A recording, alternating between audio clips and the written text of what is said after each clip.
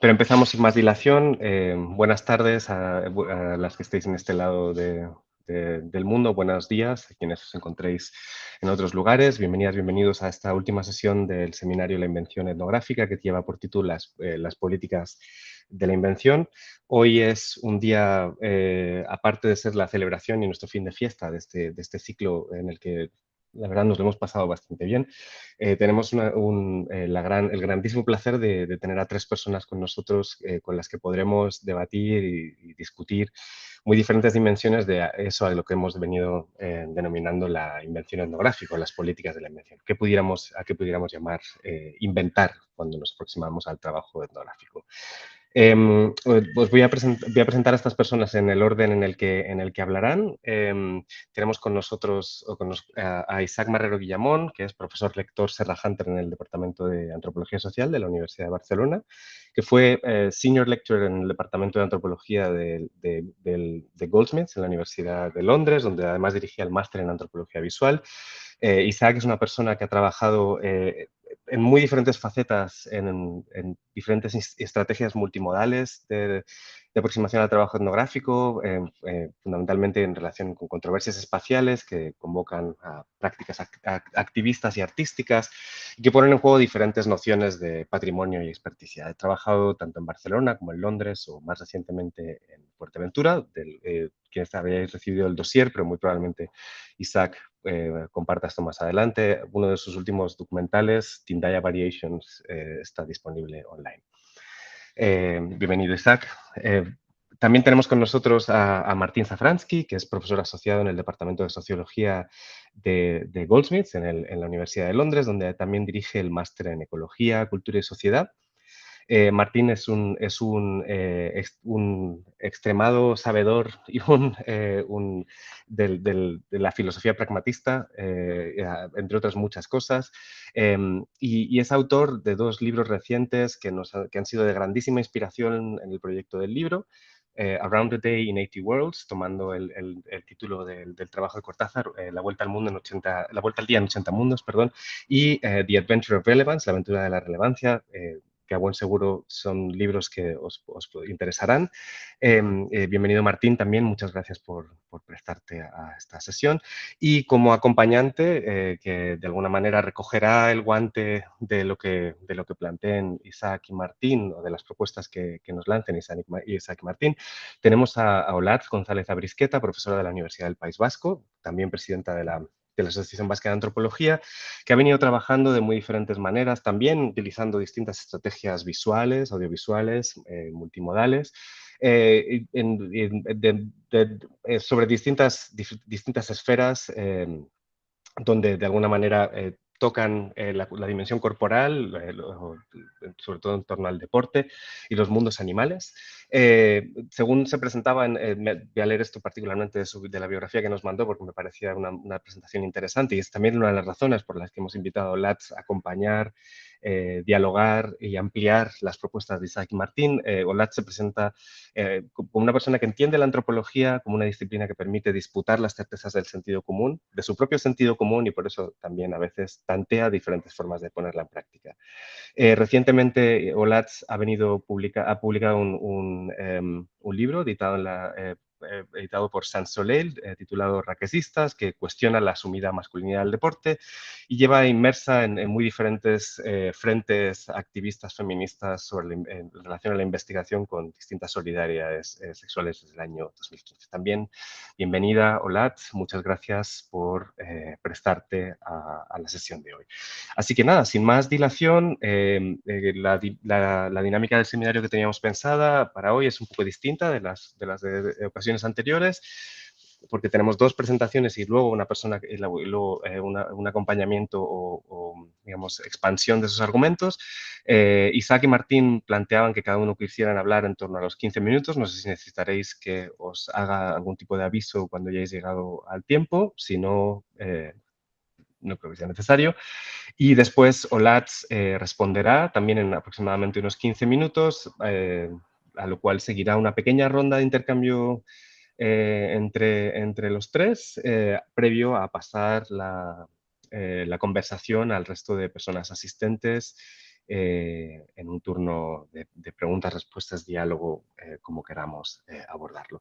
Así que nada más, muchas gracias, gracias a quienes habéis venido hoy también a nuestro último seminario y adelante, un momento, voy a parar la presentación. Adelante, Isaac, Martín, Olatz, muchísimas gracias de nuevo. Gracias, Tomás, y gracias, Adolfo, por la invitación. La verdad que me hace mucha ilusión participar en este ciclo. Es un proyecto en el que me he sentido muy identificado y bueno, y es una experiencia que espero que les pueda acompañar como público de diferentes maneras. Yo no he podido asistir a ninguna sesión en directo, pero sí las he visto en diferido mientras hacía a veces cosas en casa y he descubierto, digamos, el placer de esa compañía sonora y quizás a alguien le pueda resonar lo que hagamos hoy aquí. Y creo que me encuentro en compañía de dos personas con las que he pensado antes, con las que me gusta pensar, con las que me gustará continuar pensando, y en ese sentido el placer es doble o triple, mejor dicho. Y bueno, a ver qué sale. Yo había preparado, perdón, algo bastante corto, eh, también porque pensaba que sería interesante abrir el espacio para múltiples preguntas, retornos, etcétera, ¿vale? Así que seré, creo, bastante breve. Y la propuesta es, bueno, atravesar, por así decirlo, la contribución que hemos escrito Gabriel Datatrayan y yo a este libro. Por supuesto, traducirla, ¿no? Porque es una que está escrita en inglés. Pero proponer, digamos, un recorrido que empieza un poco antes de la pieza y que quizás acaba un poco después de la misma también, ¿vale? Nuestra contribución tiene, igual que la de Martín, el estatuto de interludio, y esto tiene que ver con que no es una propuesta articulada alrededor de un cómo hacer una invención de esta manera, o cómo utilizar este tipo de estrategia, o cómo convocar este tipo de prácticas, sino que pretende abrir una reflexión, por así decir, adyacente a la práctica etnográfica, ¿vale? Trata de, por así decirlo, colocar una serie de preguntas y de reflexiones que nos hemos ido haciendo a lo largo de nuestra práctica. Aquí la primera persona del plural es literal, ¿vale? Voy a hablar en nombre de Gabriel y de mí, que hemos escrito esta pieza juntos. Y para entender lo que quisimos hacer en este breve texto, que además está escrito en forma de diálogo, porque queríamos darle esa forma de encuentro y de intercambio, creo que es oportuno hablar de un texto anterior que habíamos escrito, en el que hablábamos de antropología multimodal y política de la invención, porque de hecho, si no recuerdo mal, creo que la invitación a contribuir en forma de interludio tenía que ver un poco con la lectura que Tomás y Adolfo habían hecho de ese texto y algunas de las cuestiones que salían de ahí. Era una invitación a prolongar, por así decirlo, esa reflexión. Y los dos textos son bastante diferentes y quería un poco centrarme en el recorrido y en el tránsito de uno a otro, en primer lugar, ¿vale? El primer texto que escribimos, que estaba en American Anthropologist, era un texto programático, ¿vale? Era una invitación a construir una línea de fuga para una antropología por venir, ¿vale? Una antropología que fuera más que textual, que fuera performativa más que representacional y más inventiva que descriptiva. Y la política de la invención a la que nos referíamos en aquel texto tenía que ver precisamente con el sentido premoderno de inventar que Martín había desenterrado en el libro La aventura de la relevancia, ¿vale? Que tenía que ver con ese sentido de inventar como descubrir, pero también fabricar y construir. Esa conjunción de sentidos, ¿vale?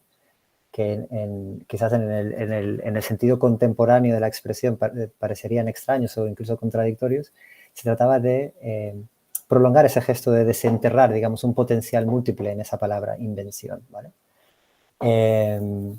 Nos interesaba, en ese sentido, una antropología inventiva entendida como una práctica de creación de nuevas relaciones, de nuevas entidades, de nuevos mundos incluso, ¿vale? Y una práctica que definíamos como política en el sentido de su resistencia a confinar la realidad y a dejarse confinar por ella. Una práctica, en otras palabras, orientada a la producción de lo que en inglés llamaríamos el otherwise, que es un poco difícil de traducir, pero quizás podríamos decirlo con una frase, ¿no? De aquello que no es, pero podría quizás llegar a ser. Y como texto programático se apoyaba en, digamos, en una serie de ejemplos que tomábamos de, bueno, de cierta historia de la antropología, como podían ser la etnoficción de Jean Rouch, en particular películas como Moulin Noir, el teatro de Patrick Johnson, como Sweet Tea, las estrategias colaborativas de un proyecto en la Universidad de Pensilvania en el que había formado parte Gabriel, que se llamaba Camera, o el cine improvisado de Carabin Collective, una película como Saltwater Dreams. Y la idea era conectar, por así decirlo, con momentos de una cierta antropología que habían, por así decirlo, configurado el tipo de prácticas inventivas que nos interesaban, ¿vale? Eran casos, prácticamente todos ellos, en los que se habían abierto espacios para la colaboración y para la improvisación, que a su vez habían dado lugar a dispositivos etnográficos imprevistos, en el sentido de formas singulares de estar, de pensar y de producir juntas. Y eso es lo que nos interesaba, ¿vale? Entendíamos esa política de la invención como una manera de reconfigurar el aparato disciplinar antropológico.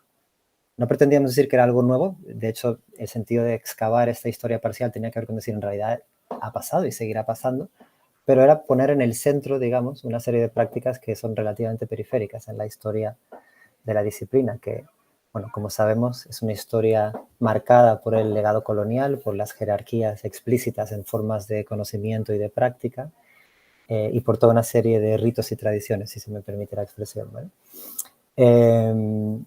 Entonces, aquel artículo, de alguna manera, colocaba muy en el centro la capacidad inventiva de la antropóloga o el antropólogo en cuestión, ¿vale? Porque estamos dialogando, digamos, con una cierta aparato discursivo que pretendíamos invitar a transformar. En cambio, en el texto que hemos escrito para este volumen, decidimos abordar la política de la invención desde otro ángulo. Yo no creo que sea desdecirnos, pero sí que creo que abre, digamos, una vía un poco diferente, ¿vale? Porque la definimos como una forma de, la política de la invención me refiero, una forma de atender y de cuidar a toda una serie de prácticas de invención con las que nos topamos rutinaria y ordinariamente, ¿vale? En nuestro caso, en el transcurso del trabajo de campo, pero creo que de hecho va mucho más allá. Pensamos en, no sé, en chistes, en juegos lingüísticos, en maneras de vestir o de caminar, en maneras de quererse, de hacer música, de habitar, de deshabitar la ciudad. La idea sería, la lista podría ser infinita, en realidad porque la invención definiría una facultad bastante ordinaria para reconfigurar relaciones y generar nuevos posibles, ¿no? Y de ahí que pienso que lo podamos llamar también una política, en el sentido de un arte o un oficio, quizás sea más bonito, de imaginar, convocar y cultivar nuevos arreglos y posibilidades para la vida.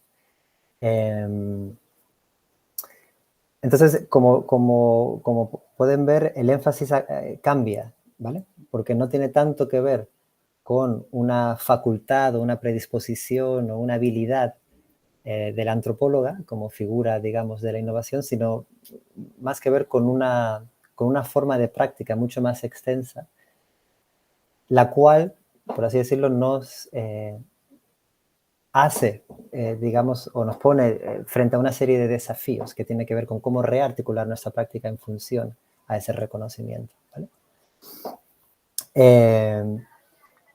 Dicho de otra manera, se trataba de pensar en ese horizonte político del otherwise del que hablaba antes, ¿no? De aquello que no es, pero podría ser, como algo que ya está siendo confeccionado en una multiplicidad de prácticas cotidianas, en una multiplicidad de espacios de experimentación, de momentos de improvisación colectiva, etc. Y serían estos actos y situaciones que insisten en la posibilidad de que las cosas sean o podrían ser de otra manera. Para los que conocéis el trabajo de de Martín, reconoceréis muchas de las cadencias de este argumento, incluso de las palabras, porque personalmente siento una gran deuda en la manera en la que la hemos acabado enunciando, ¿vale? O sea que hago aquí una conexión porque creo que las resonancias irán surgiendo a lo largo del debate. Y bueno, de ahí un poco la idea que planteamos, no sé si es exactamente un argumento, pero bueno, sería que más que inventar nada, igual la función de una etnografía inventiva tendría que ser dejarse atravesar por esas invenciones ya en marcha. Y algunos de los ejemplos que colocábamos en la pieza, de hecho, no eran especialmente etnográficos, la mayoría no lo eran. Digamos que provenían de otras formas de práctica. Uno de ellos, luego pondré el link en el chat por si a alguien le interesa rastrearlo más en detalle, tenía que ver con un proyecto de un colectivo de arte y arquitectura que se llama Public Works en Londres, que se llamaba R/Urban Week, como Rurban, pero mezclando lo rural y lo urbano, Week de Hackney Wick, que es una parte del este de Londres. Y básicamente lo que me interesaba señalar con respecto a esa práctica en el contexto de la conversación con Gabriel era que el sentido del proyecto había sido crear formas, por así decirlo, de anfitrionaje que pudieran, no sé si es una palabra, pero bueno, me lo invento, que puedan acoger y alimentar toda una serie de prácticas inventivas, diría yo, de habitación de un lugar muy específico de la ciudad que en aquel momento ofrecía ciertas condiciones de posibilidad. Entonces, desde las maneras de repensar un espacio industrial para convertirlo en un espacio para la vida y el trabajo, hasta estrategias de apropiación del espacio público, formas de construcción no hegemónicas, toda una serie de formas de intercambio no económico, ¿vale? Que permitían el tránsito, por así decirlo, de ciertos objetos útiles para la vida cotidiana. Es decir, toda una serie de prácticas que existían de formas más o menos subterráneas y que, por supuesto, con el consentimiento de los participantes, Public Works se dedicó a catalogar, por un lado, pero también, y esa es la clave, a compartirlas de manera que se generaran nuevas conexiones con nuevos públicos o potenciales nuevos públicos. De ahí que organizaran eventos, publicaciones, páginas web, ¿vale? Y se creara una secuencia de aprendizaje, enseñanza, aprendizaje continuo, ¿no? Se trata de detectar una práctica que tiene un potencial, buscar maneras de poder compartirla para que otros y otras aprendan esa práctica. A veces desde un formato taller de hacer cosas juntas para aprender nuevas habilidades, otras veces hablando de las prácticas o publicándolas, ¿no? Y bueno, tenía algunas cosas aquí a mano, ¿no? Las publicaciones a veces eran más formales, tipo libros como este, que se llama Beyond Received Wisdom, o también en formatos más, digamos, de andar por casa, ¿no? Formatos zine, de algo que responde con cierta rapidez y agilidad a un evento, un contexto determinado. Lo que interesaba esta práctica era básicamente que se había redibujado el papel de la arquitectura no como la disciplina que inventa cosas o la práctica artista, como el gesto, digamos, artístico había quedado, por así decirlo, sometido, pero en el buen sentido de la palabra, digamos, a todo aquello con lo que se estaba trabajando. Y esa manera de entender el trabajo como una forma de acoger y prolongar me parecía que indicaba quizás algunas de las posibilidades para nosotras como antropólogas en el contexto específico de pensar la innovación, perdón, la invención cuando esta es una facultad que nos rodea. Otro ejemplo lo comentaré muy corto, muy brevemente. Era la película L'Ouverture de Living and the Dead Ensemble de 2019, que es una película sobre Toussaint Louverture, el revolucionario haitiano, que marca un tránsito dentro de la propia película muy interesante, porque la primera parte, digamos que tiene un lenguaje audiovisual muy directamente enlazado a ciertas prácticas de vanguardia cinematográfica, y tiene que ver con la figura de un investigador que está leyendo, digamos, documentos relacionados con la vida de Toussaint Louverture. Mientras que la segunda y la tercera parte, que están documentando un proceso en el cual un grupo de jóvenes actores y actrices de teatro están preparando la representación de la obra Messier Toussaint de Edouard Glissant, aquí la película cambia de sensibilidad, cambia de dispositivo y se convierte realmente de nuevo en un dispositivo que trata de acoger, de hacer de anfitrión a una práctica, por así decirlo, inventiva, que no requiere, digamos, por así decirlo, ningún tipo de recubrimiento cinematográfico o etnográfico que se vea a sí mismo como inventivo, sino que, por así decirlo, reconfigura la relación que hay entre el aparato cinematográfico y aquello que aparece retratado, ¿vale? Y ese tránsito, ¿no?, de una manera de filmar, digamos, que coloca al autor o los autores, en este caso, en un lugar muy central, a una práctica que permite, por así decirlo, articular el protagonismo de las propias prácticas inventivas, pues me parece interesante. Y creo que no es excesivo llamarla una práctica inventiva porque la preparación de esa representación teatral de la obra de Glissant se convierte en un ejercicio constante de traducción, traición, reinversión. No se trata de aprenderse un texto para actuarlo, sino de repensar ese texto desde las condiciones actuales de Haití. Y por lo tanto hay una serie de desplazamientos. Y una manera de, por así decirlo, de escuchar esos desplazamientos, de atenderlos y de cuidarlos, era construir, digamos, una mirada que no reclamaba demasiado espacio para sí misma, ¿vale? Y bueno, ese era un tránsito que en términos de lenguaje cinematográfico nos interesaba. Y ya para acabar, podríamos resumir un poco lo que planteamos en este artículo como que la política de la invención no consistiría en anticipar o en prefigurar incluso una cierta línea de fuga, ¿vale? Sino más bien en articular una práctica de escucha, de cuidado, de atención hacia aquellas formas de invención que ya nos rodean, ¿vale? En nuestro caso, en el contexto etnográfico, ¿vale? Y como decía antes, digamos, haciendo mía, traduciendo una expresión que de hecho leí en el capítulo de Martín del libro, esa idea de dejarse atravesar, no sé si es como lo dirías así en español, pero a mí me gustaba esa idea de qué pasa si pensamos la invención como algo que ya está ahí y que nos dejamos, por así decirlo, poseer o atravesar por ella. Y bueno, quería dejarlo ahí como un posible puente a otras ideas que vendrán. Muchísimas gracias, Isaac. Martín, ¿todo tuyo?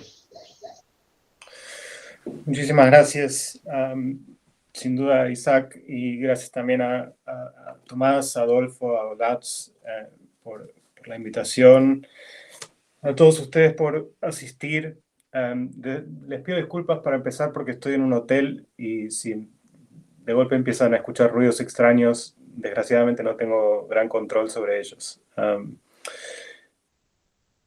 Bueno, es un gran placer para mí haber podido contribuir tanto unas palabras para el libro como algunas palabras en esta conversación.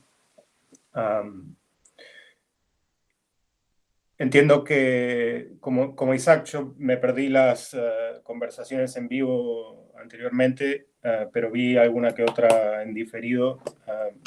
Y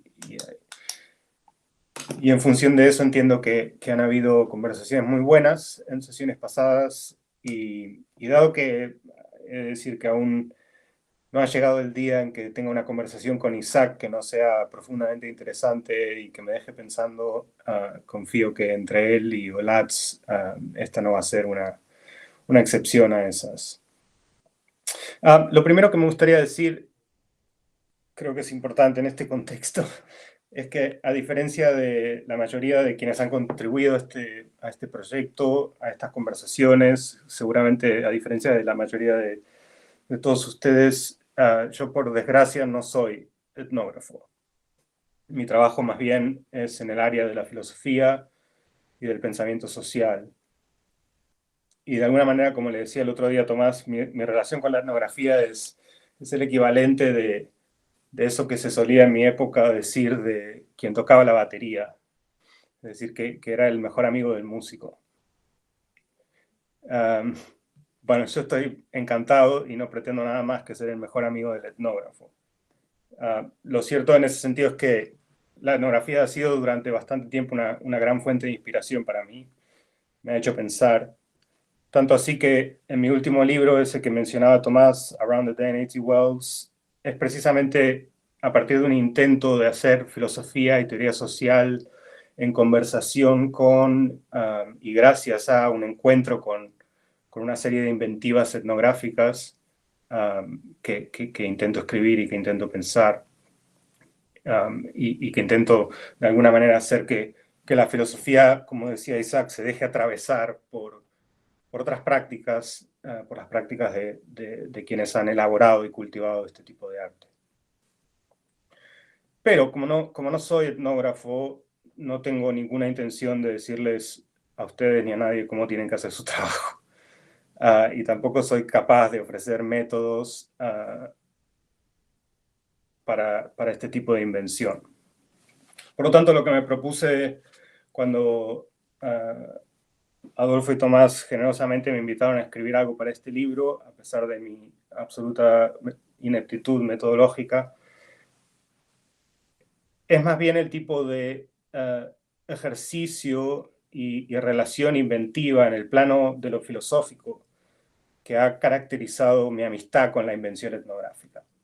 Es decir, que lo que me interesaba y lo que me sigue interesando es pensar en la pregunta más básica y fundamental que me parece que esta colección que han editado se propone. Con eso quiero decir, ¿qué demonios es la invención? ¿En qué nos estamos metiendo cuando nos implicamos en ella? ¿Y qué ideas y qué preguntas acerca del mundo podemos inventar cuando le damos a la invención misma el poder de hacernos pensar? Y se me ocurrió que para lograr esto había que inventar. Había que inventar, medio en broma, medio en serio, un principio sencillo y general, y perseguir las consecuencias de ese principio a donde fuese que nos lleven. Así es como en el pequeño interludio que escribí, y así también le puse el título, dado que yo por lo demás en cualquier otra situación me rebelaría contra cualquier principio, decidí inventar un principio y articular el texto en torno a él, el principio que se llama el principio de invención, que básicamente consiste en la proposición de que nada está dado, todo está inventado. Por supuesto, no hace falta que les diga que un principio que propone que nada está dado y que todo está inventado no puede ser más inútil, más anárquico, más inoperante que ese. Pero su consecuencia más inmediata, al menos para mí, fue ponerme en contacto y en una fricción inventiva, una especie de contrainvención, con algunas de las ideas de Roy Wagner. Porque Roy Wagner nos enseñó que todo aprendizaje ocurre a modo de shock, que todo estudio es dado a una improvisación que tiende a salirse fuera de control y que es a partir de esta danza, digamos, de formas por definir, que la cultura misma emerge como acto de invención, intentando dar forma y controlar las indeterminaciones y las turbulencias generadas en el encuentro con otra realidad, así como la diferencia misma entre lo estable y lo dinámico, el cosmos y el caos, la invención y la convención. Este libro, sobre todo con el que me vinculo en este texto, La invención de la cultura de Wagner, es en ese sentido, en mi opinión, un libro magnífico, que sugiere que es precisamente a partir de la invención y mediante ella que toda persona se vincula con el mundo. Y acá el encuentro entre Wagner y lo que llamaba el principio de invención produce un shock propio, que me parece bastante interesante. Porque lo que Wagner nos deja entrever, pero no nos dice, es de dónde vienen estas personas capaces de invención. Para decirlo de otra forma, si ser humano es inventar, y básicamente en mi lectura de Wagner ese es el mensaje central, Entonces, ¿qué tipo de invención es el ser humano? Es decir, ¿qué pasaría si uno extendiese y radicalizase la lección de Wagner más allá de lo que él llama la alegoría del hombre en este libro? ¿Qué pasaría si uno persiguiese el principio de invención hasta las últimas consecuencias? ¿Qué pasaría, por ejemplo, si aquello que Wagner llama el fenómeno general de la creatividad humana fuese no aquello que explica el principio de la invención, sino aquello que la invención misma tiene que explicar? Después de todo, no solo son los humanos quienes inventan. La araña inventa su propia red, el pájaro su nido, los babuinos inventan formas de socialidad que a veces los llevan a preguntarse si los humanos tienen cultura o no. Alguien como Eduardo Kohn nos ha contado que los bosques son capaces de inventar sus propios lenguajes y sus formas de pensar, etcétera, etcétera. Todo organismo, en otras palabras, debe inventar a su propia manera la manera de habitar el mundo. De la misma manera que la vida no simplemente se adapta a sus entornos, sino que inventa sus propias formas en condiciones que ella misma no ha creado. Pero mi interés en radicalizar esta idea de Wagner y preguntar de dónde vienen estos humanos capaces de invención no pasa en ningún sentido por un intento de ofrecer una especie de versión posthumanista de la invención. Para serles totalmente sincero, el posthumanismo me tiene bastante sin cuidado. De lo que se trata, para mí, es precisamente de repensar la invención misma, de ver qué pasa cuando no es desde nosotros que la invención emana, sino a través de nosotros que la invención pasa. Esa idea que Isaac ya mencionaba de dejarse atravesar por la invención. Porque si nada está dado y todo está inventado, entonces nada puede ser fuente originaria de la invención. Y si por tanto la invención es en este sentido primaria, no podemos continuar aceptando aquellos términos epistemológicos que constantemente nos obligan a oponer lo real a lo inventado, el descubrimiento a la fabricación, etc. De pronto nos damos cuenta que con el principio de invención ya no se trata de elegir si uno inventa o no. Ya no se trata de reproducir aquella angustia que nos lleva a preguntarnos si estamos siendo fieles a la realidad o simplemente inventando.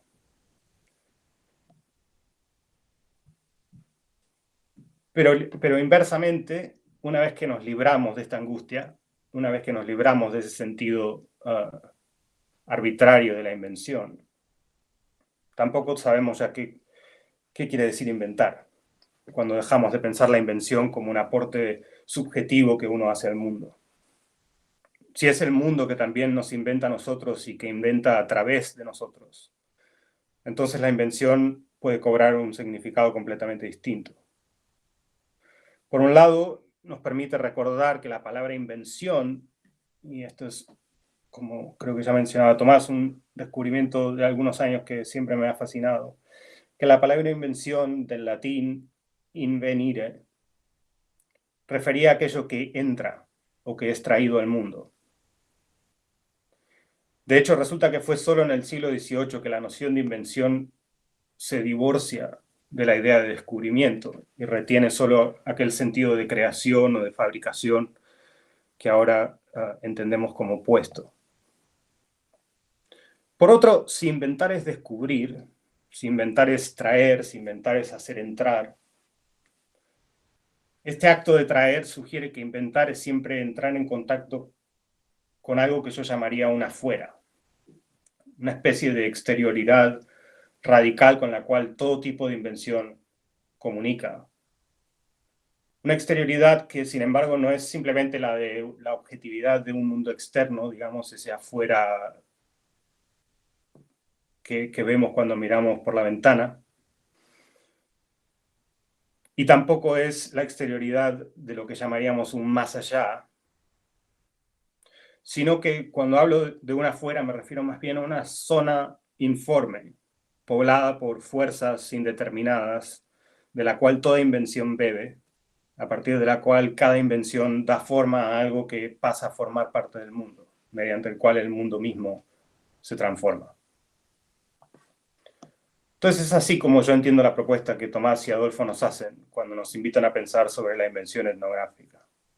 Es decir, la entiendo como una propuesta en la cual no es tanto que la etnografía invente el mundo que investiga, aunque como decía Wagner, la antropología sea aquella que inventa estos mundos como culturas. En mi interpretación de lo que nos proponen Tomás y Adolfo, la invención etnográfica pasaría por aquello que ellos llaman una problematización conjunta, por una improvisación compartida en la cual unos y otros, la etnografía y el mundo en el que se ve implicada, responden conjuntamente a una fuera que no les pertenece a nadie, pero que aún así insiste y persiste entre ellos, entre sus prácticas, entre sus formas de socialidad, entre sus relaciones. Es a partir de esta improvisación colectiva, de esta danza informal de formas, que su colaboración los vuelve capaces de introducir otras fuerzas en el corazón de una situación, de introducirlas en el mundo, inventando no solo en palabras y en ideas, sino también en su manera de estar juntos, formas posibles que insistían, pero que no preexistían a esa improvisación. En el fondo, lo que está en juego en esta otra concepción de la invención, que este principio tan ridículo que inventé nos ofrece, es precisamente el rechazo de un mundo que ya viene dado, que ya viene completado, que ya viene acabado.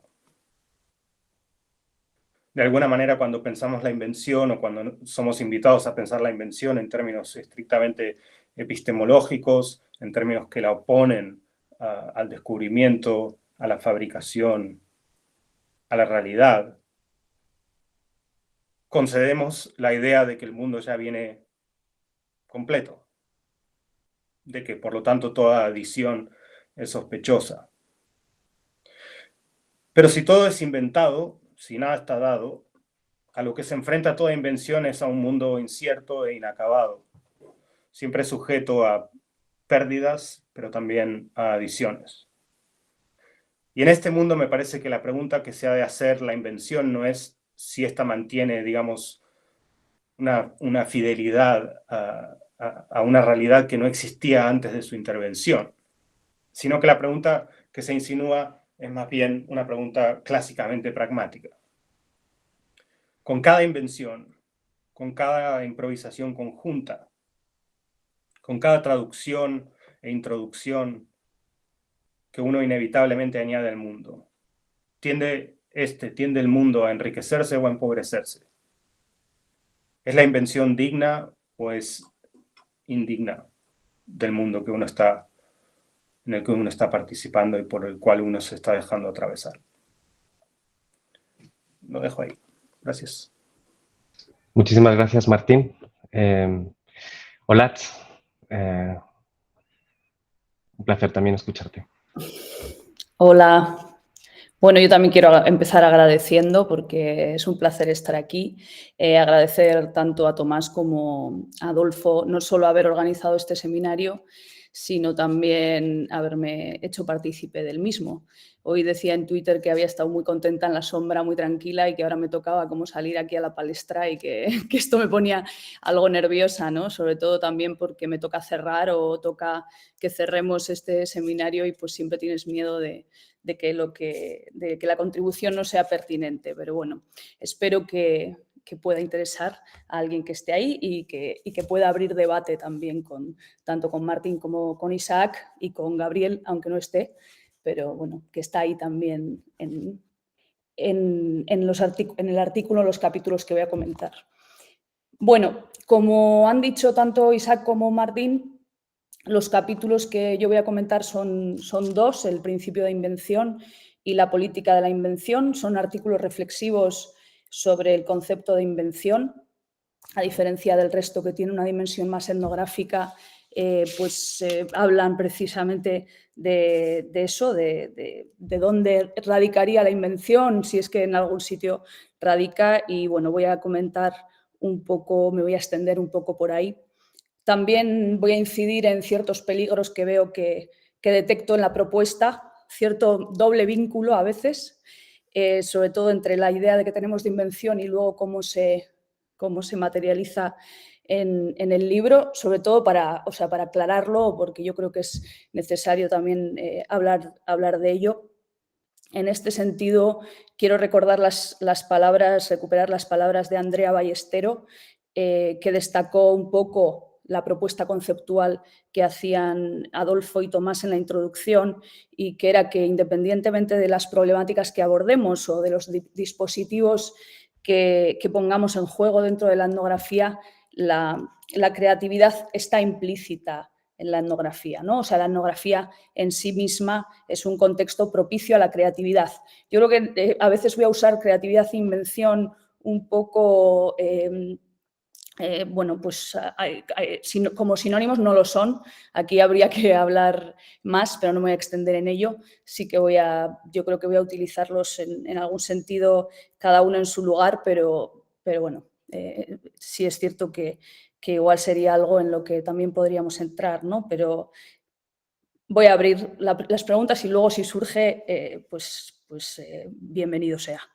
Bueno, por lo tanto, esta idea de que la creatividad estaría implícita o que la etnografía sería un contexto bastante propicio a la creatividad, para defender voy a apelar también a un artículo propio que escribí en 2011, es un artículo del que no estoy muy excesivamente orgullosa, estaba publicado en una revista pequeña, Ankulegi, en una revista de la Asociación Vasca de Antropología, que se titulaba Azar y creatividad son cuestiones de método. Y en ese artículo yo intentaba defender que estas dos fuerzas, el azar y la creatividad, serían parte necesaria de la investigación, no de la investigación solo en antropología. Casi toda la investigación tenía esa parte de shock o de sorpresa a la que refería Martín, ¿no? Pero que en la antropología encontraban un contexto especialmente idóneo para actuar y que por nuestra parte pues requiere cierta disposición, ¿no? No ya tanto dispositivo, pero disposición, que aquí hay una relación en la que también creo que es interesante pensar, ¿no? Bueno, creo que tanto la propuesta de Martín como el diálogo que hacen Isaac y Gabriel exploran un poco esa disposición, o al menos apuntan hacia dónde creen ellos que radica la invención, cuáles son sus principios, sus exigencias, su ubicación o más bien su ubicuidad, porque realmente todos aquí yo creo que reconocemos que la invención en cierto sentido está en todas partes, ¿no? En todo entre, en toda relación que entre, ¿no? Por hablar de esta idea de atravesar, que creo que es bastante clave, ¿no? De hecho, Martín, como ha dicho ahora mismo, apunta a el afuera como constitutivo de la invención, ¿no? Como algo excéntrico. Él habla de algo excéntrico, ¿no? Algo que orbita alrededor o más allá de un centro, algo que, como él dice, se resiste a la captura epistémica. A mí me interesa bastante esta idea de lo excéntrico, porque yo cuando intento explicar en clase en qué consiste o qué aborda o de qué se ocupa un poco la antropología o cuál es el espacio o la fuente de conocimiento, yo siempre hablo de lo teórico, lo etnográfico, como los dos grandes ámbitos de conocimiento que hay que poner en juego a la hora de pensar o de hacer antropología, y que hay un espacio central también en el conocimiento que irradia mucho, que tiene mucha fuerza, pero es contra el que se edifica precisamente la antropología, ¿no? Y es el tópico, el lugar común, lo que cuando nos ha presentado Tomás decía también el sentido común, ¿no? La antropología, en mi opinión, intentaría un poco vaciar ese lugar común para generar un entre, ¿no? Para generar tanto una comunicación entre, ya a un nivel más epistemológico, entre lo teórico y lo etnográfico. Ese es el modo en que la antropología conoce, ¿no? Poniendo en relación estos dos ámbitos. Y también un poco entre ese afuera y otras veces se ha hablado mucho, en antropología evidentemente se ha hablado mucho de la alteridad y lo propio, con todas las comillas necesarias para no caer otra vez en debates que son interminables y que siempre están ahí, pero bueno, para no ahondar mucho en esa idea de los otros, del nosotros y los otros, ¿no? Pero bueno, para dar posibilidad de existencia a esa fuera. Esa imagen de la excentricidad me ha gustado mucho porque creo que la propia disposición de la etnografía es estar fuera de lugar. O sea, en la etnografía es muy difícil tener un lugar cuando llegas a campo, ¿no? O sea, nadie sabe a qué te dedicas, para empezar por ahí, ¿no? Casi todo el mundo te intenta colocar en algo, en alguna categoría que conoce. Pues a mí, evidentemente, trabajando en el deporte siempre he sido periodista, ¿no? En España quizás socióloga, pero realmente nadie sabe muy bien qué es eso que estás haciendo ni a qué te dedicas.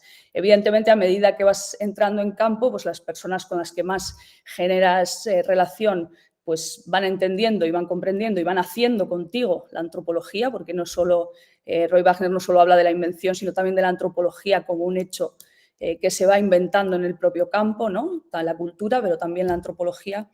Entonces vas inventando un poco a qué te dedicas y vas inventando también un lugar en ese espacio.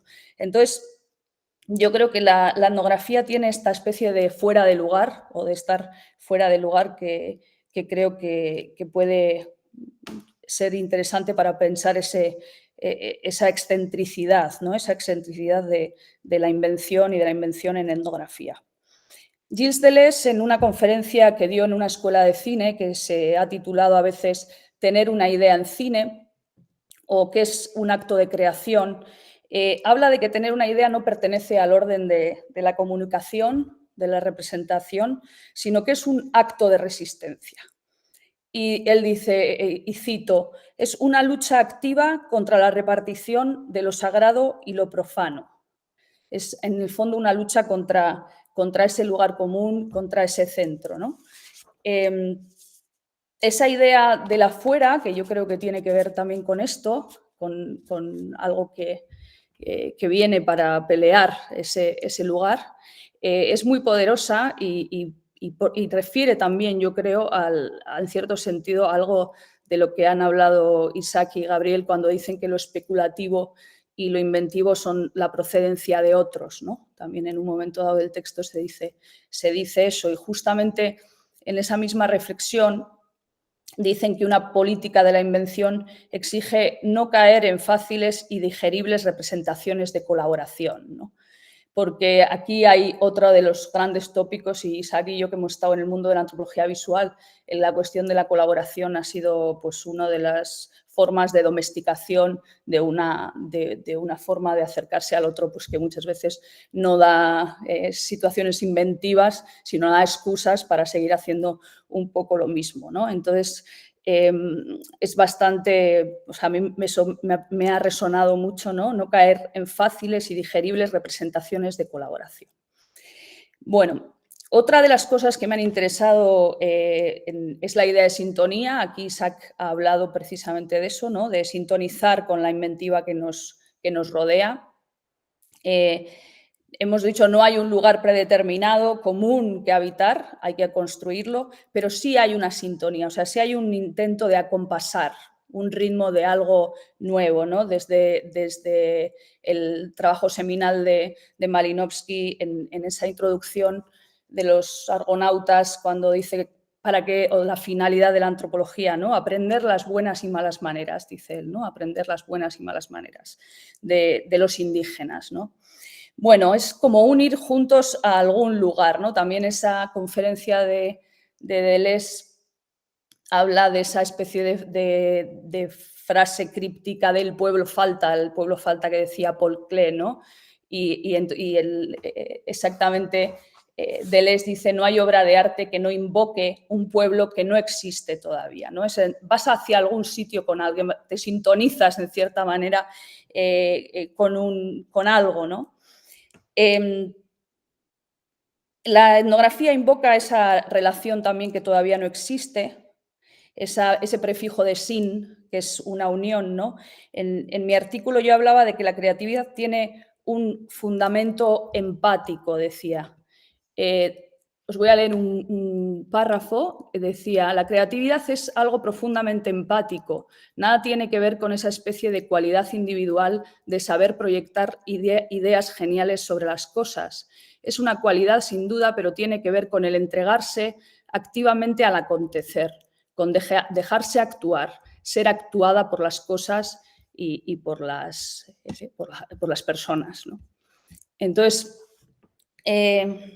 un poco Tomás y Adolfo, en la introducción, vosotros considerabais el método como algo que ahoga la creatividad, ¿no? También Maca y Jorge decían: reducir la etnografía a un método es contenerlo, ¿no? Realmente estoy de acuerdo con que el método, no por sí mismo, sino por la forma en que seguramente lo hemos transmitido, o por la forma en que se ha hablado del método, nos hace creer que debemos ser directivas en el campo, ¿no? Que debemos llevar un poco la batuta, y no un poco en el artículo que os he dicho del azar y la creatividad son cuestiones de método. Yo precisamente vinculo crear con criar, ¿no? Con la etimología de crear, que vendría de criar, que sería algo así como una crianza, también en el sentido que dice Isaac, de atender, de cuidar, ¿no? Desde luego no en el sentido jerárquico y paternalista. Por supuesto, Dios, o sea, la idea de Dios creador es posterior a Dios criador, que viene de ahí, ¿no? El que va modelando a su gusto las criaturas, o sea, no es esta idea de crianza, sino es una idea de acomodarse las partes a la relación, ¿no? Una acomodación que no es un mero ajuste de comportamiento, a lo que el otro espera de mí, un poco permaneciendo intacta la integridad de las partes, sino que es lo que integra, ¿no? Marilyn Strathern dice: las relaciones son parte integrante de las personas. La persona no existe, no preexiste a sus relaciones, ¿no? Se hace persona en ellas, es en esas relaciones que establece que se hace, ¿no? Entonces, hay una disposición, una entrega, y yo creo que es en esto en lo que estamos insistiendo los tres, ¿no? Por eso es interesante tomarse la investigación, que también se ha hablado aquí, como un juego, ¿no? Al que te entregas por entero, al que realmente estás bastante entregada, ¿no? Creo que es pertinente también, en este sentido, la pregunta que se hacen Marrero y Dataltreyan, no sé pronunciarla, me tendría que ayudar Isaac, en su capítulo, ¿no? Dice: ¿qué hace política la invención en el contexto de hacer etnografía? ¿Cuál es el tipo de encuentro, de relación que se representa de la investigación, ¿no? Ellos mismos dicen que muchas veces tiene más que ver, o está más en conversación con el propio campo de citas que habitamos que con nuestros interlocutores en el campo, ¿no? Que tira más de esos dos espacios que yo hablaba, tira más hacia lo teórico que hacia el campo, ¿no? En este libro podríamos establecer también cuál es la comunidad intelectual que se está generando ahí, ¿no? Con quiénes se está dialogando. Evidentemente con Wagner, que está bastante citado, con Strathern también. Marcus está sorprendentemente sobrecitado, ¿no? Rabinov, los editores, Staleya y Criado, Sabransky, también Martin también está, Ingold, algo menos Deleuze.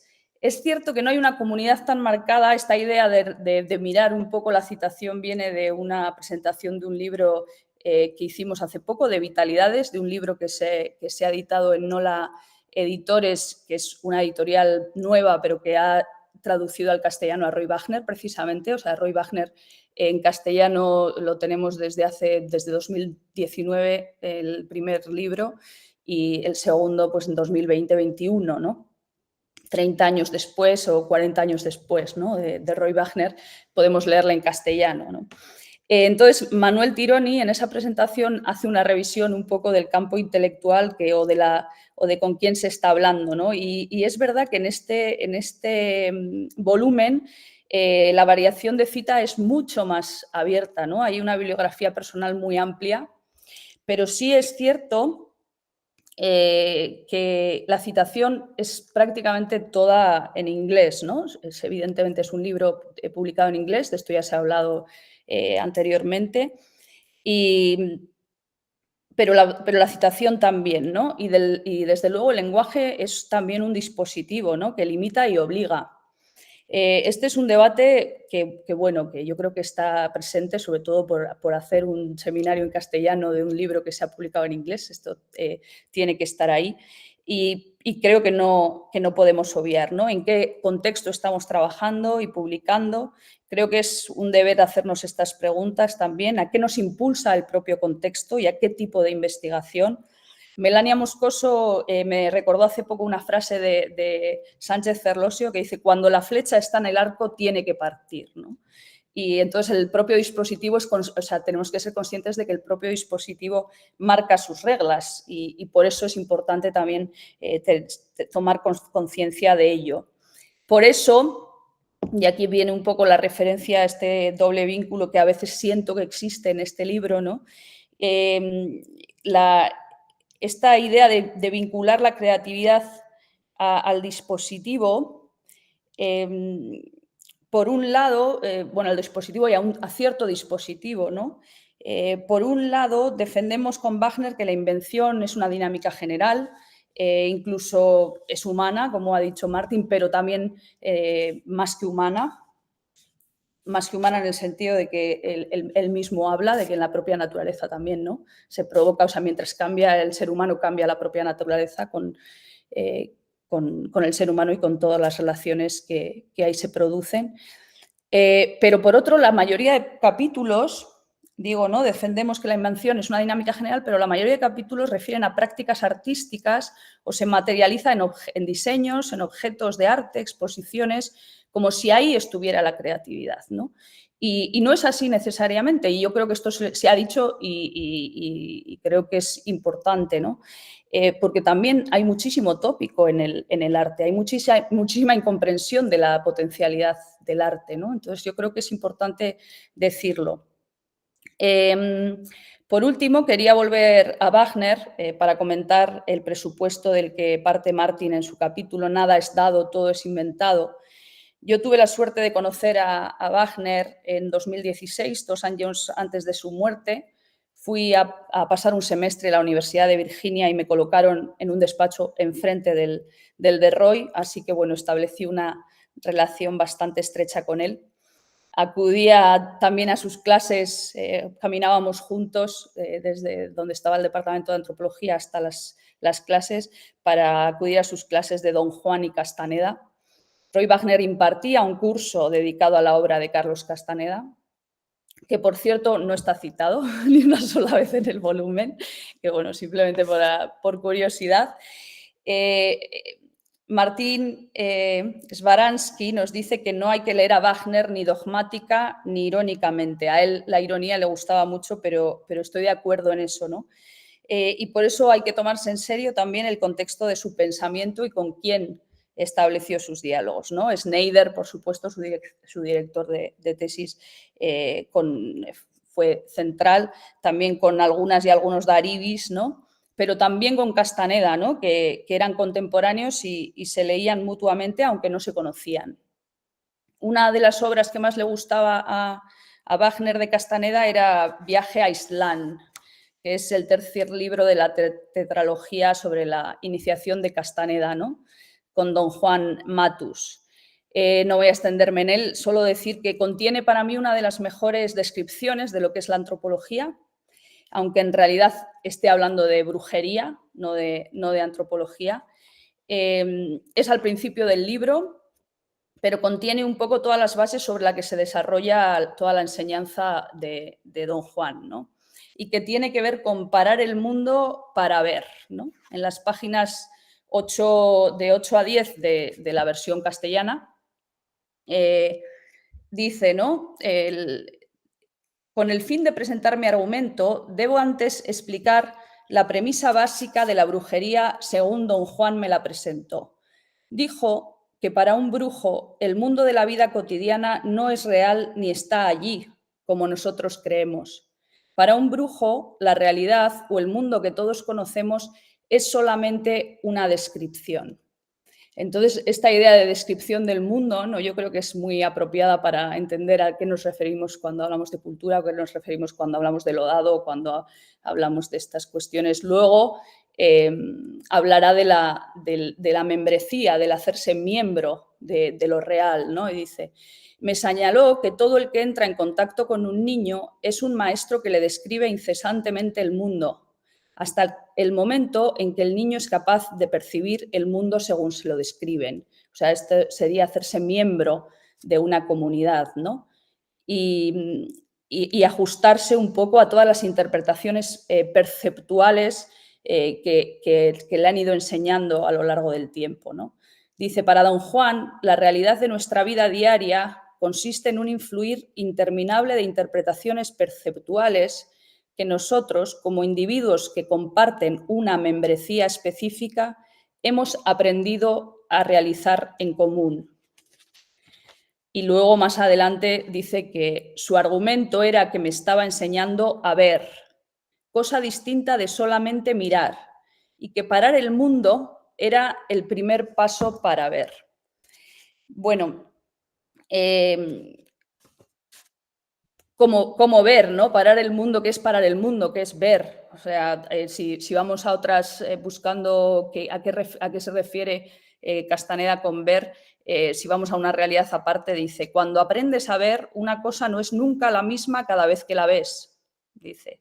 Y en otro, y esto me parece interesante porque el otro día también se habló del exceso, ¿no? De evitar el exceso de lo que te da la antropología, la etnografía, ¿no? Dice, en todo hay siempre más de lo que uno ve. A mí me gusta esto porque yo me di cuenta cuando mis hijos eran pequeños, me di cuenta que cuando les marcaba de qué color era esto, muchas veces me decían un color que era distinto al color que yo veía, porque era el color en el que daba la luz, ¿no? Por ejemplo, si en una pared blanca la luz del atardecer entra y hay un rayo que hace que le da una tonalidad anaranjada, si tú le dices a un niño, cuanto más pequeño, mejor, de qué color es esa pared, te va a decir que es naranja, ¿no? No te va a decir que es blanca, una cosa que diríamos casi todas las personas adultas, ¿no? Te va a decir, no, es naranja, ¿no? Y ahí te puedes entrar en una discusión sobre si es naranja o es blanco. Pero realmente esto es ver para mí, ¿no? Es ver en cada momento la relación de los elementos que están en juego también, ¿no? Por eso, cuando Martin propone lo de que nada es dado y todo es inventado, entiendo por dónde va y aquí lo ha explicado muy bien, pero sí creo que hay muchas cosas dadas, ¿no? Que hay muchas cosas dichas, demasiadas, ¿no? Su peso es enorme. Y creo que es importante reconocerlo, ¿no? Creo que entre lo dado y lo inventado hay una relación análoga a lo que en la filosofía muchas veces se ha debatido entre lo dicho y lo vivido, ¿no? Esa especie de fatalidad sobre la que la filosofía ha lamentado no poder completar o expresar esa especie de exceso vital, ¿no? Recoger un poco ese real lacaniano que somos incapaces de abordar, que excede constantemente, que no se puede decir, que no se puede simbolizar, ¿no? Entonces, evidentemente somos miembros de comunidades, tenemos una historia, hay mucho dado y mucho por inventar, ¿no? Y aquí estaría un poco la llamada que hacen Isaac y Gabriel, que yo creo que es muy pertinente acabar con una llamada a la política de la invención, ¿no? Realmente a qué mundos imaginamos, ¿no? Y qué mundos imaginamos y cómo intentar llevarlos a cabo teniendo en cuenta que lo inventado está siempre en juego, ¿no? Y está siempre ahí para que dispongamos de ello, para que lo actuemos, o nos actúe o nos atraviese. Nada más. Gracias. Muchísimas gracias, Olatz. Gracias de nuevo también a Isaac, Martín. No sé si tenéis algo que si os apeteciera reaccionar, decir algo, contribuir con algo, si no, tomad la palabra. No hace falta mucho protocolo, ¿no?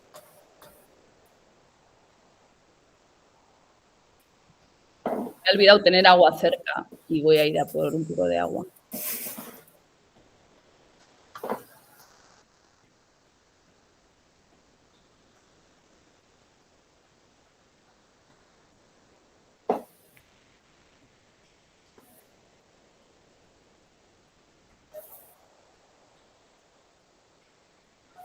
quizá por lanzar el debate y por si esto pudiera ayudar a mediar. Creo que se han comentado muchas cosas. Yo todavía estoy con muchas cosas resonándome tanto bueno, de las tres contribuciones.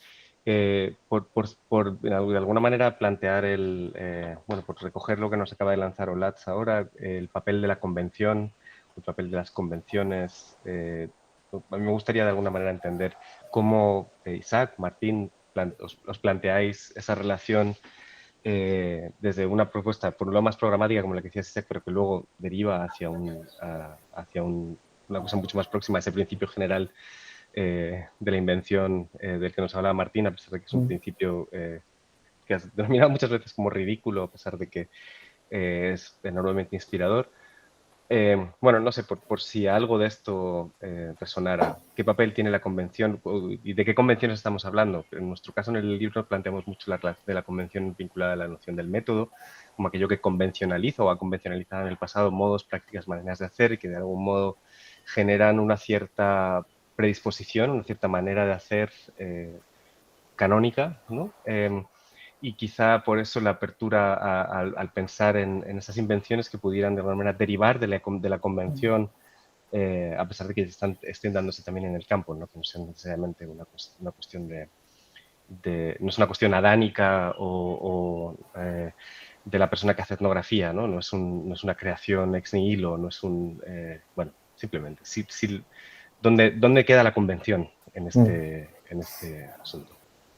Sí, quizás estaba pensando un poco en la noción de doble vínculo que utilizaste, Olatz, y la idea de que por un lado se sitúa la invención en una serie de dispositivos o de estrategias de investigación y por otro lado se identifica como un principio general o como una facultad distribuida.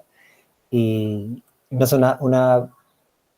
no estoy del todo seguro si es una oposición como tal o son simplemente diferentes registros de actuación y ahora lo conecto por lo que comentaba Tomás, ¿no? Que creo que para muchos y muchas indisciplinadas, por así decirlo, transitar los espacios de la antropología es toparse una y otra vez con esa convención y con esa convención en forma de, no sé, de jerarquías, en formas de reconocimiento diferencial, etcétera, etcétera. Y por lo tanto,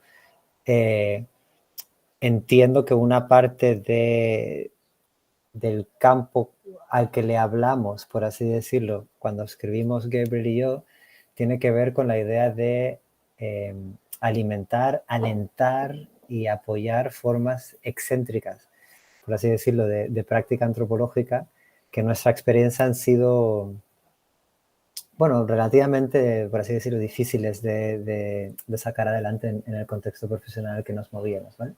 Digo relativamente, porque tampoco ha sido un proceso trágico, pero que sí que es verdad que si haces antropología visual, por ejemplo, siempre, digamos, recibes la sonrisa condescendiente del antropólogo de verdad que ha hecho cosas, digamos, en sitios lejanos, con aprendizaje de lenguaje por medio, etc.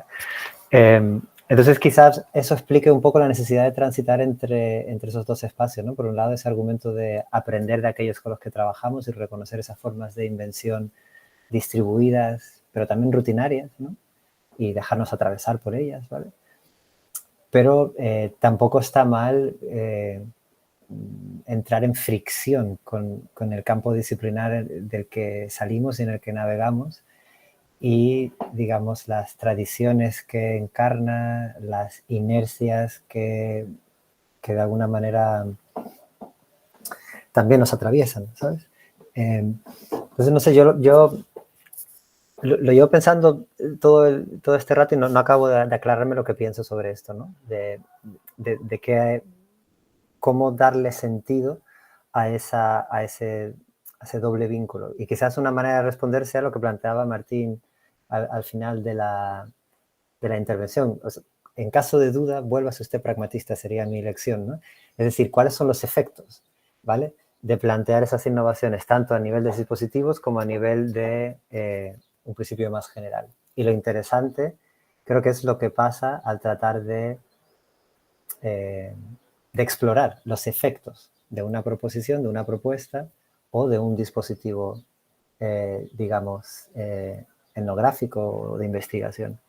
Porque eso, digamos, que nos saca de la tendencia a tratar de otorgar grandes respuestas a este tipo de cosas que yo creo que es mucho menos interesante que jugar con las posibilidades que abre una intervención, ¿vale? Sea en el ámbito, digamos, de, por así decirlo, filosófico, como planteaba Martín, o una cosa mucho más,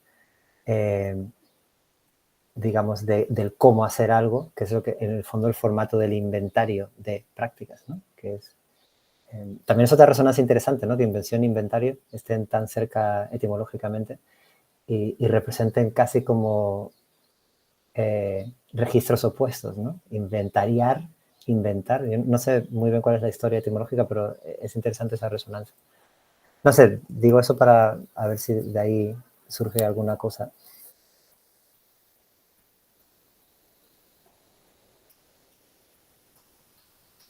Martín, no sé si te sientes interpelado. Sí, bueno, antes que nada, muchas gracias por la respuesta, que fue súper interesante. Sí, yo creo que en la línea de lo que decía Isaac,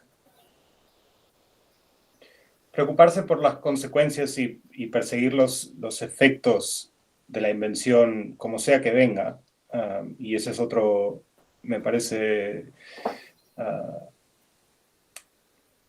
otro pequeño momento de sabiduría pragmatista que vale la pena recuperar, que es que que el pragmatismo se define como método, pero simultáneamente insiste en afirmar que es básicamente un anarquismo metodológico.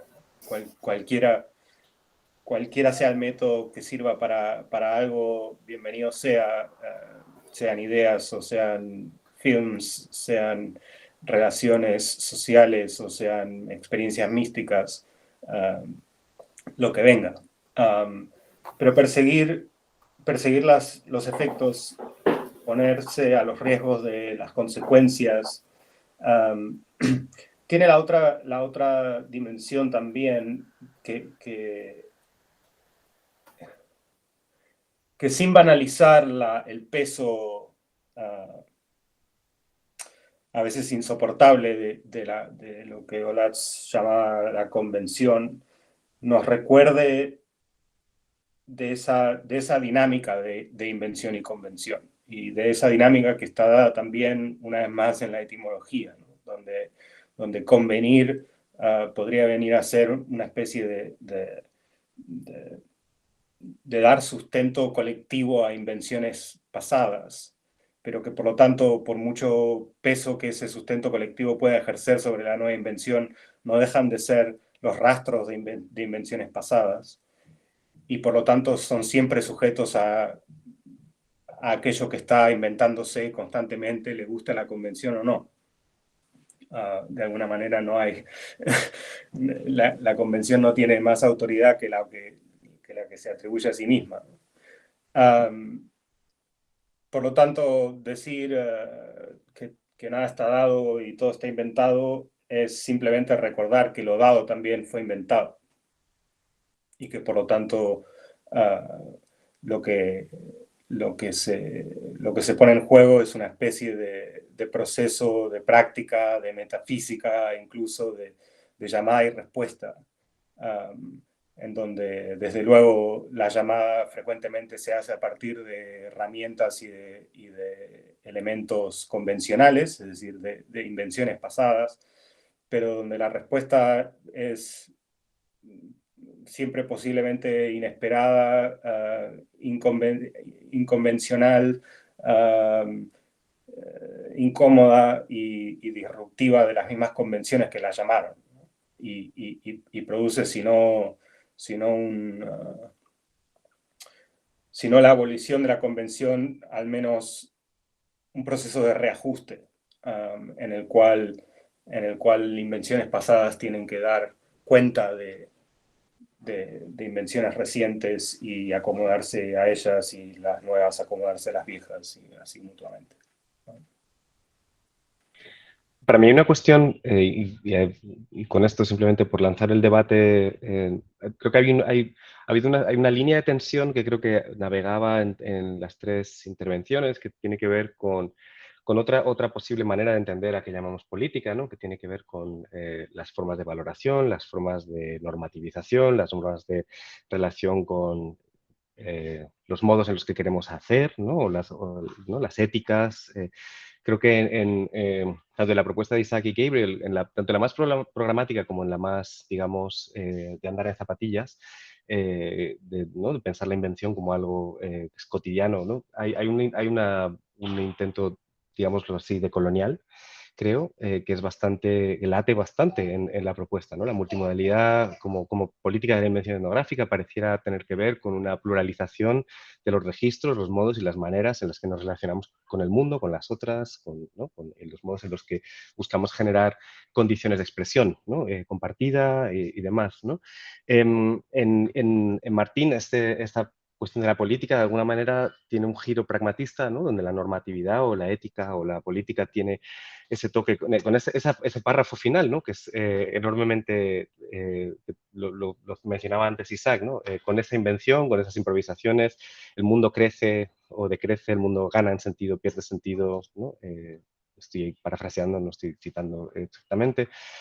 Creo que hay un principio normativo, ¿no? El principio no es solo una cuestión, creo que en este caso el principio no aparece enunciado como una descripción de la realidad, sino que contiene una cierta idea normativa sobre qué es una buena invención y qué es una mala invención, quizá pudiera, ¿no? Qué es una invención que falla, qué es una invención que lo consigue, que es todo un debate que pudiera ser enormemente interesante, que creo que estaba también en Olatz cuando nos hablaba de la etnografía como una práctica del situarse fuera de lugar, como una práctica del exponerse, como una práctica del poner en suspenso, pero a la vez estar en relación desde esa suspensión con las maneras y modos de hacer de aquellas y aquellos con quienes nos relacionamos, ¿no? En ese punto de contacto. O sea, creo que hay una aspiración también política o normativa o bueno, no quiero poner palabras en vuestras bocas, pero creo que hay algo ahí relevante, hay una línea de tensión, porque hemos hablado mucho de la invención y ahora en relación a la convención, pero creo que por si pudiera ser de algún interés para el resto de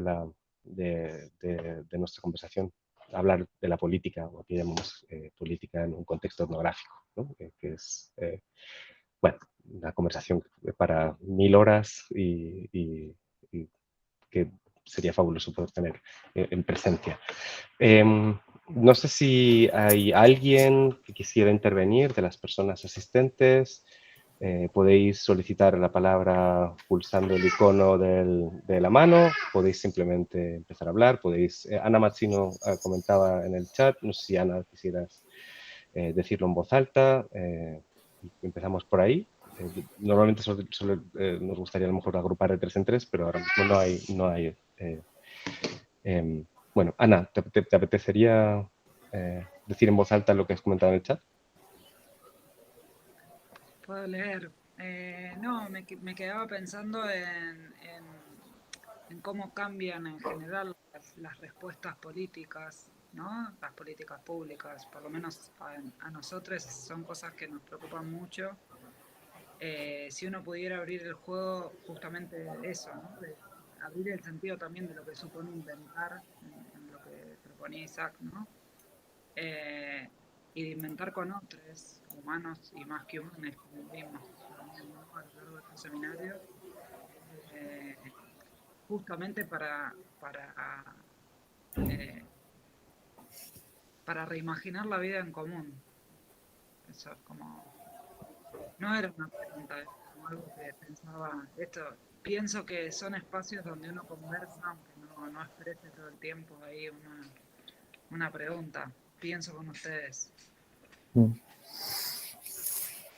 Sí, bueno, no sé, la pieza nuestra empieza con Gabriel reclamando la política del encuentro, lo llama él, ¿no? Y es la idea de que hay toda una suerte de política relacional o de infraestructura relacional, quizá lo llamaría yo, digamos que forma parte de la práctica etnográfica y que sin embargo no forma parte, o al menos no tanto, de las formas, digamos, más consolidadas de, no sé, de publicación o lo que sea, ¿no? Es decir, que hay como toda un ámbito de colaboración y de co-creación que sin embargo queda, por así decirlo, relegado a la trastienda en esas, digamos, formas más aceptadas, más hegemónicas, ¿no? de compartir el conocimiento antropológico.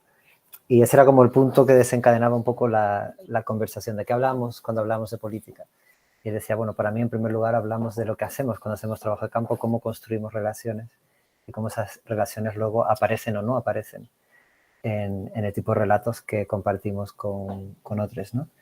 Y de ahí vamos a ir ganando la cuestión de, bueno, también quizás pensar la política en relación a no ya un cuestionamiento de lo dado, sino a desertar, por así decirlo, ese ámbito, ¿no? De las posibilidades dentro de lo real y a encaminarnos a una suerte de práctica especulativa en la cual atreverse a componer, recomponer, reconfigurar relaciones con la esperanza de que tengan ciertos efectos, ¿vale? Que no se pueden predecir, que no se pueden prefigurar, pero cuya co-construcción es precisamente lo que nos interesaba. Bueno, pues también planteamos, eso también es una política, ¿no?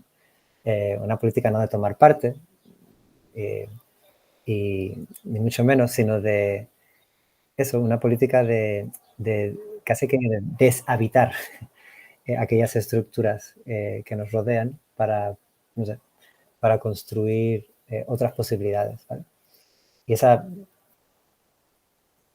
idea, ¿no? El otherwise como algo que es subjuntivo, ¿vale? Como no estamos en el modo indicativo, sino en otro modo, nos resultaba también como muy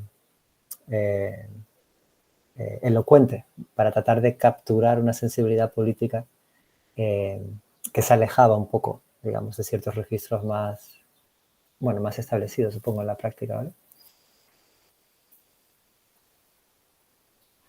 Martín o Lats, no sé si queríais decir algo, si no podemos dar la palabra a Daniel López, que quería intervenir. Adelante, Daniel, si quieres. Si no, sí, bueno, gracias por el seminario, me ha encantado. También pedí, o sea, no pude venir a los anteriores porque estaba de fuera de trabajo, me hubiera gustado. O sea, que lo que a lo mejor voy a hacer una pregunta que a lo mejor ya se contestó, se habló en otro seminario pasado, o sea, que pido disculpas de antemano. Me ha llamado bastante la atención la deriva ontológica, digamos, con la cuestión de la invención. Un poco al hilo, creo que de las dos discusiones o sea, de las dos aproximaciones, ¿no? Tanto de Martín como de Isaac, que creo que convergen en la idea de que del cobijo, ¿no? De la idea de que hay una fuera que entra, que hay que cobijar de alguna manera, que hay como una forma que tú dispones para que esa fuera tenga una cierta resonancia y de ahí salen determinadas formas. Entonces, yo cuando hablabais en este plano, quizás más ontológico, claro, me venía mucho la resonancia de Michel Serres. Yo lo venía más como cuando él habla del Kleiname y de la idea de la turbulencia en la figura más geológica, digamos, de cómo se forman los ríos, ¿no? De la cosa esa de los hilillos que de alguna manera empiezan a encontrar algunas piedras que acaban formando microcondensaciones de agua, que al mismo tiempo eso lo que genera es un flujo continuo, digamos, ¿no? Eso multiplicado al final es un río, digamos, que parece inquebrantable, cuando es la cosa más, al inicio es la cosa más frágil y más arbitraria que pueda haber, ¿no? Entonces, claro, me venía a la cabeza un poco eso, ¿no? Como estabais pensando en el dispositivo etnográfico como esa especie de suma, ¿no? De pequeños clinámenes que van dando forma, de alguna manera, que uno no sabe qué forma va a tener, no sabe qué forma tendrá el río, pero que va, digamos, como sedimentando y va teniendo esa forma. Entonces, claro, me venía a la cabeza un poco, claro, lo que ha dicho Olaz, que me ha parecido como muy, muy curioso, ¿no? Que al mismo tiempo eso ocurre de muchas maneras, pero sí que está como patrimonializado, es decir, que hay de alguna manera hay una serie de prácticas que se llaman artísticas, que están codificadas de una manera que parece como que se hayan apropiado, hayan patrimonializado ese tipo de trabajo, ¿no? Y no sé qué relación hay ahí entre la etnografía y la práctica artística. Parece que como que lo que pretendéis, o sea, como que la idea es sacarlo de ahí, de alguna manera, ¿no? También, o sea, llevarlo a la vida cotidiana, pero también sacarlo de la práctica artística, mostrar que eso ocurre en muchos sitios diferentes.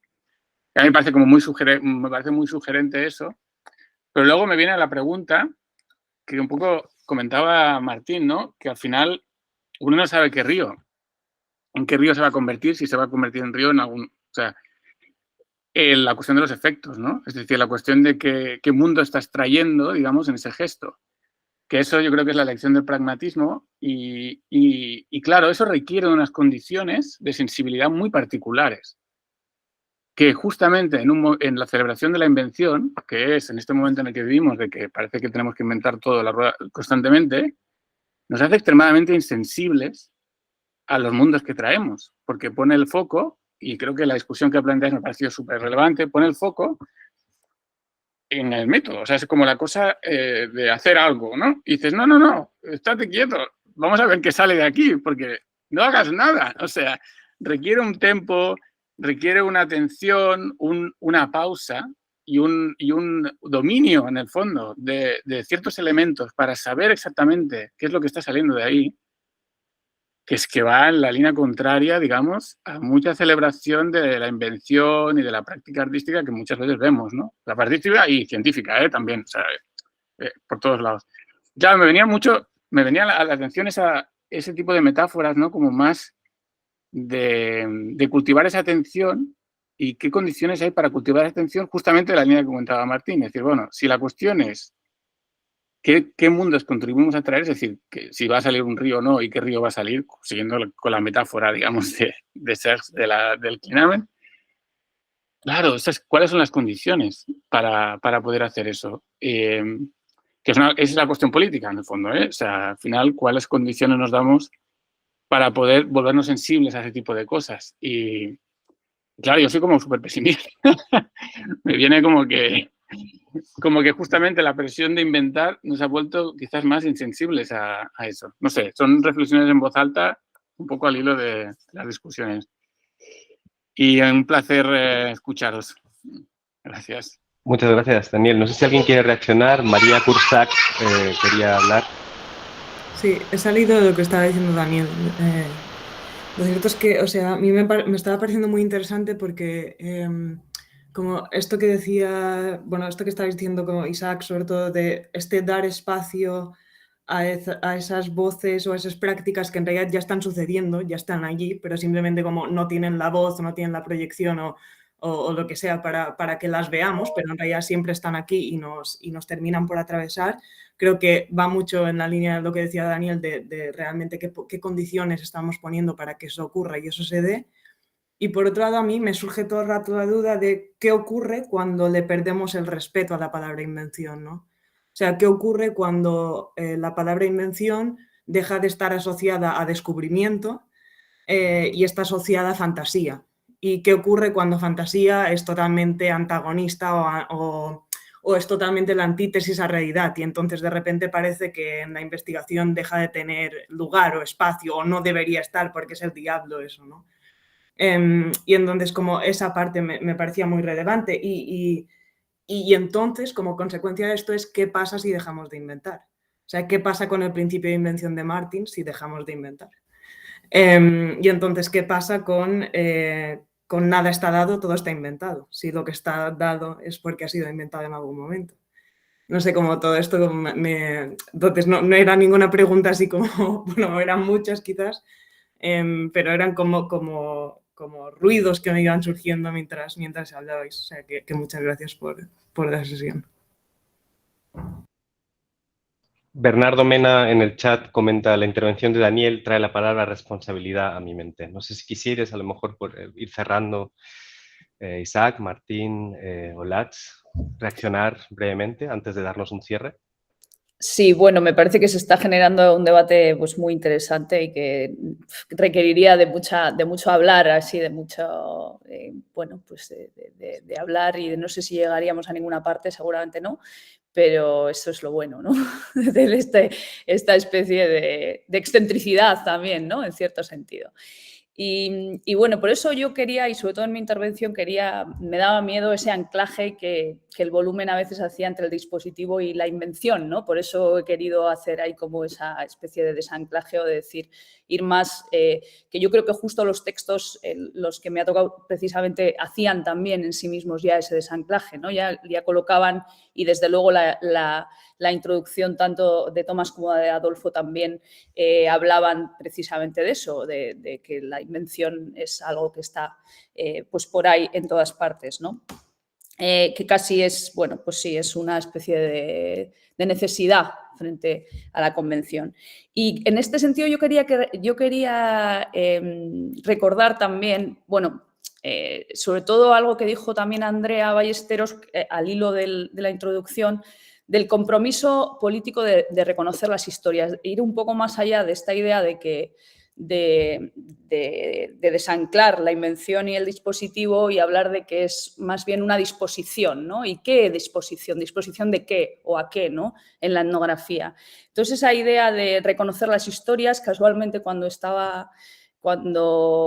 escuché este seminario, el primer seminario de esta sesión, estaba leyendo A la salud de los muertos de Vinciane Desprez, y ella en un momento dado cuenta una conversación entre una hija y su madre, que le dice a su madre que le ha visitado su padre, ¿no? Que a la noche le ha visitado su padre, ¿no? Y entonces dice que ella le pregunta, ¿y qué hacía? ¿Qué hacían mi padre, ¿no? ¿Qué hacía tu marido? ¿Qué hacía mi padre cuando se te ha visitado, ¿no? Un muerto. Y entonces ella dice, esta pregunta, en vez de preguntarle a la madre qué es lo que vio, preguntar qué es lo que hacía, el padre abre una historia, ¿no? O sea, no clausura una convención en el sentido de que cuando le estás diciendo cómo lo viste ya estás poniendo una sospecha sobre la visión de la persona, sino qué hacía el padre, ¿no? Esa es una forma de preguntar, y ella habla del arte de preguntar, creo que llama erotética, y del arte de preguntar y el arte de abrir historias, ¿no? Y entonces yo creo que quizá en la disposición en general yo diría que es esa, ¿no? Que es abrir historias que evidentemente no sabemos en qué se van a convertir, con ese río que apelaba Daniel, que no sabemos qué efectos van a tener, pero bueno, que yo creo que podría estar ahí también un poco lo que es nuestra contribución en el mundo como etnógrafas y antropólogas, y que es un poco eso, ¿no? La apertura de las historias. Nada más, muchísimas gracias.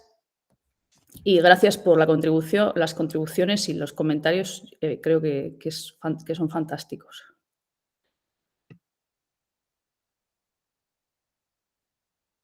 Muchísimas gracias. Yo creo que quizás es el mejor momento, la vida insiste por aquí y por detrás también, de quizá darnos un cierre. Adolfo, no sé si estás todavía por ahí. Nos gustaría agradecer a todas las personas asistentes, a todas las que habéis venido a todos estos seminarios, también, bueno, por supuesto, Isaac, Martín, Olatz, por vuestra intervención hoy, a todas las personas que habéis acompañado, a las que habéis participado. Creo que este seminario ha sido una grandísima suerte y bueno, ni en nuestros mejores sueños nos íbamos a poder imaginar que simplemente juntar a todas esas personas que nos han inspirado, con las que nos gusta trabajar y con las que nos gusta pensar, pudieran de alguna manera abrir tantas cosas más allá de lo que un libro trae. Por mi parte, simplemente agradecer, daros las gracias y ojalá podamos encontrar las condiciones para continuar con esta conversación. Pues nada, yo me sumo ya para el cierre. Gracias a los tres también, a Isaac, a Martín y a Olatz. Nos lo hemos pasado muy bien. Y como decía Tomás, en realidad esperábamos tener como un seminario muy de petit comité, pero ha habido un interés que nos ha desbordado completamente. Es importante lo que ha mencionado Olatz, ¿no? Un libro publicado en inglés, pero que hacemos unos seminarios en castellanos, pues porque en realidad es un esfuerzo por abrir un debate que nos interesa en el ámbito, en nuestro propio idioma. Queremos traducir el libro, pero en realidad encontramos enormes problemas, básicamente económicos, para traducirlo. O sea que no es que no quisiéramos trasladarlo al castellano-español, sino que resulta complicado. Pero bueno, al menos hemos conseguido organizar los seminarios y confiamos en poder desarrollarlos después en inglés. Y hay también un intento por estar constantemente remediando este argumento que tratamos de traer al frente en torno a la etnografía y su relación con la invención, ¿no? Y al hablar de remediar, pues los argumentos son siempre un artefacto achacoso, frágil y vulnerable, y entonces hay que estar constantemente remediándolos, ponerles remedios, cuidándolos, y una manera de hacerlo es cambiar de medio, ¿no? Entonces tenemos la web que se transforma en libro, el libro que ahora se transforma en un diálogo abierto donde invita a mucha más gente. Y entonces eso nos parece también especialmente relevante, ¿no? ¿En qué se puede convertir un libro hoy en día cuando se difumina y toma distintas expresiones y formas? Y estos seminarios y estos diálogos pues han sido un intento por hacer eso y por convocarnos no solo a pensar en la relación que hay entre la invención y la etnografía, sino en cómo hacemos preguntas relevantes, ¿no? Que en realidad pues esto es una inspiración directa de la invitación que hace Martin en su libro, ¿no? Cómo aprendemos a hacer preguntas relevantes de otra manera, especialmente en los tiempos que corren, que resulta cada vez más urgente y más necesario, ¿no?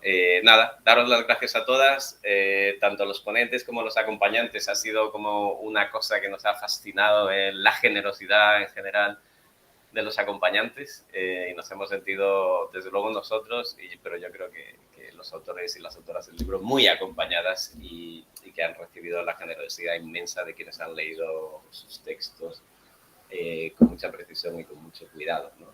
Así que ha sido un placer, nos volveremos a ver en algún momento y gracias a todos y a todas. No sé si quisierais despediros o cerramos ya. Muchas gracias. Gracias. Que tengáis un bonito fin del día. Chao, chao. Gracias a todos. Gracias. Chao. Chao.